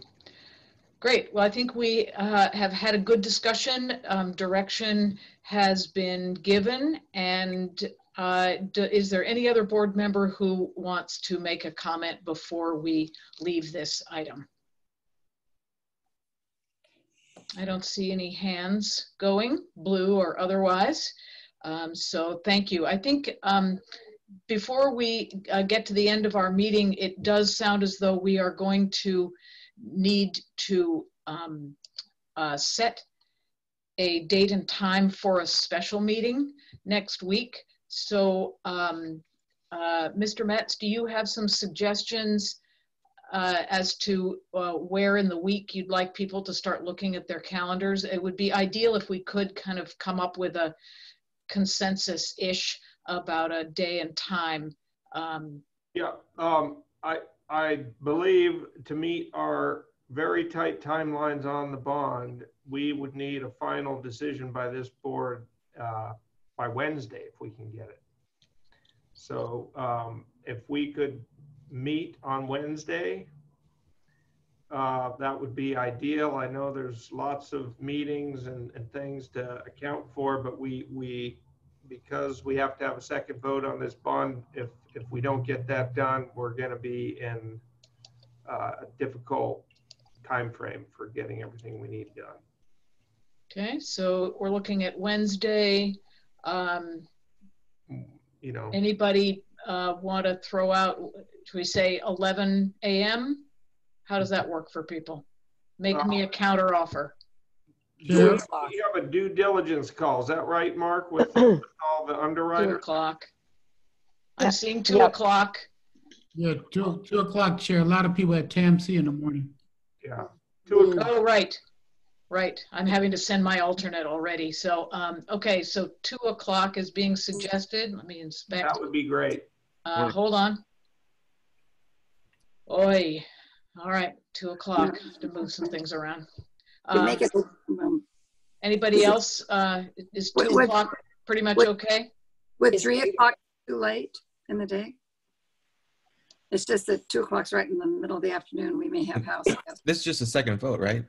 Yeah. Can we do it at 4? Or 3? I can't do 3. I could do 4 or 2. And do we have an MBARD meeting on Wednesday? No, we had it this week. Through the chair. So I'm hearing kind of people landing on 2 a little bit more than any of the other times. Yes, Director Oglesby. I was gonna move to 4 if everybody was good for 4, but I think you're only talking about a good 30 minutes, right? Maybe 40 minutes. Okay. That would help people there could be one closed session item for that. I was going to remind everybody of that. Yes. Okay. Well, I think it would be helpful if the chair, we could commit to like an hour. It may be helpful to people.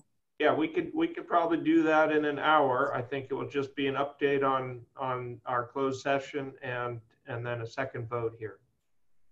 Okay. Whatever. So we were working on 2. Now people are saying 4. You lose me at 4, but that's okay. If everybody else can make it, you're fine. Oh, can make it 2.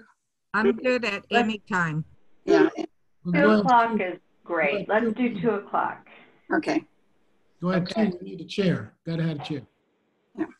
Well, other people can wield this gavel, so it's. I know I can, but. Okay, if people are okay, we'll go with 2. Okay. 2 o'clock next Wednesday, the 27th.